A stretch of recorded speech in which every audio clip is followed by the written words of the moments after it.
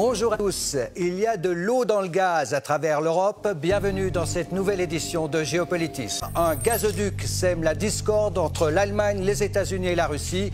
Comment se confronter à Vladimir Poutine alors que l'Europe dépend tellement du gaz russe? La tension monte du côté de Chypre et de la Turquie. Les gisements découverts en Méditerranée orientale attisent bien des convoitises. Enfin, quelle place pour le gaz dans notre transition énergétique? Est-il ce gaz aussi propre qu'on veut bien nous le dire? L'Allemagne et Angela Merkel empêtrées dans un formidable imbroglio économique et géopolitique. En décidant de renoncer au nucléaire, Angela Merkel n'avait peut-être pas imaginé les défis auxquels serait confrontée la quatrième puissance économique du monde. C'est ainsi que le magazine Der Spiegel titrait il y a quelque temps déjà « L'Allemagne déraille ». C'est un chantier colossal reliant la Russie à l'Union européenne. Nord Stream 2, un projet vital, hautement stratégique pour l'Europe et surtout pour l'Allemagne. Un gazoduc géant qui permettra de doubler les capacités d'exportation de gaz russe. Il ne manque que 150 km pour achever ce chantier de 12 milliards d'euros, menacé aujourd'hui par les sanctions américaines. Le gazoduc provoque de lourdes frictions entre Angela Merkel et la nouvelle administration Biden. Joe Biden représente les intérêts des États-Unis. Moi, je représente ceux de la République fédérale d'Allemagne. De mon point de vue, ces sanctions extraterritoriales ne sont pas correctes. Initié il y a 10 ans par l'ancien chancelier allemand Gerhard Schröder, grand ami de Vladimir Poutine, Nord Stream 2 empoisonne les relations entre l'Allemagne et les États-Unis, qui voient d'un très mauvais œil l'Union européenne pactisée avec la Russie de Poutine et le géant Gazprom. Le président Biden considère que c'est une mauvaise idée. Il l'a dit à plusieurs reprises, je partage sa position. Cela viole les propres principes de sécurité énergétique de l'Union européenne. Cela met en péril la situation économique et stratégique de l'Ukraine et de la Pologne. Et donc il s'y oppose, nous nous y opposons et nous continuerons de le faire.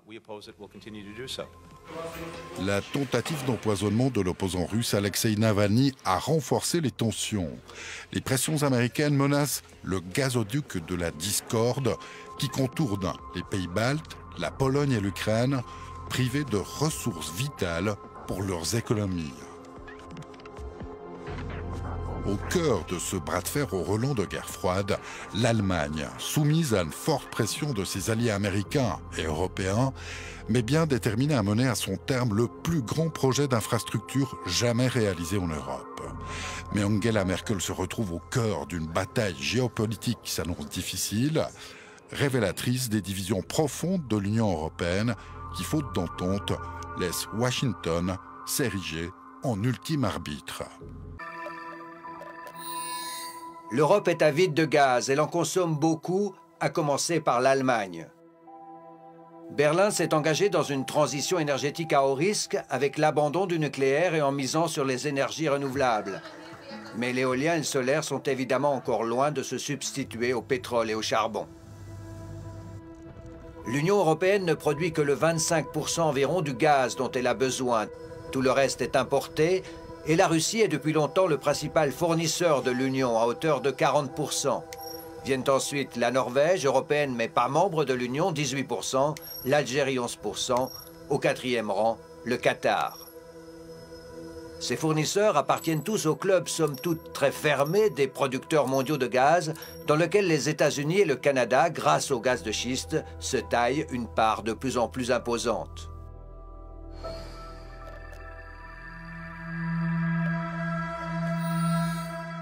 L'Europe a cette particularité d'être reliée à ses fournisseurs de gaz naturel par un impressionnant réseau de gazoducs. Parmi les principaux, le Nord Stream 1 et peut-être bientôt le 2. Les grands gazoducs historiques depuis la Sibérie vers l'Europe centrale, ceux de la mer du Nord, au sud depuis l'Algérie et la Libye vers l'Espagne, l'Italie et la France.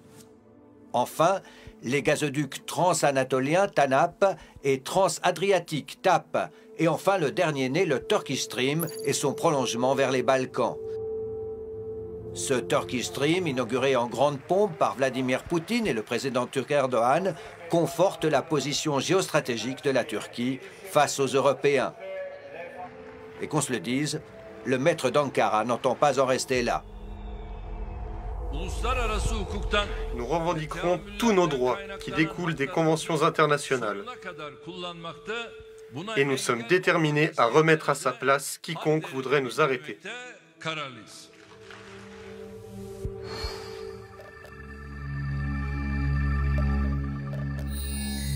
Contre vents et marées, contre l'Union européenne et au mépris des frontières maritimes existantes, la Turquie s'est lancée durant l'été 2020 dans une vaste campagne de prospection en mer Égée. 6 acteurs se disputent ou se partagent les gisements de gaz découverts en Méditerranée orientale: Grèce, Turquie, Chypre, Liban, Israël et l'Égypte. Le gisement Aphrodite en particulier fait monter la pression du côté de Chypre, où le président Erdogan conteste la souveraineté maritime chypriote. Des escarmouches entre des navires de guerre grecs et turcs durant l'été 2020 ont même fait craindre le pire.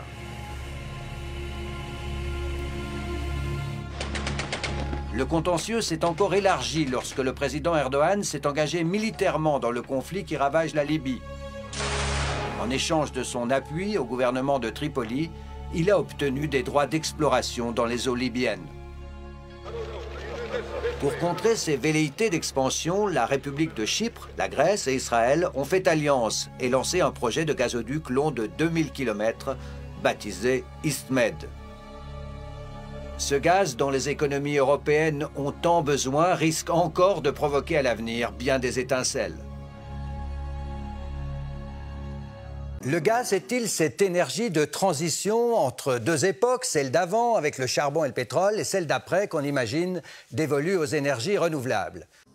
Le gaz, présenté comme une énergie de transition propre, provoque, en plus du CO2, de spectaculaires émanations de méthane. Une bombe climatique à retardement, comme l'illustre cette carte de la NASA. La concentration de méthane dans l'atmosphère n'a cessé d'augmenter depuis la révolution industrielle.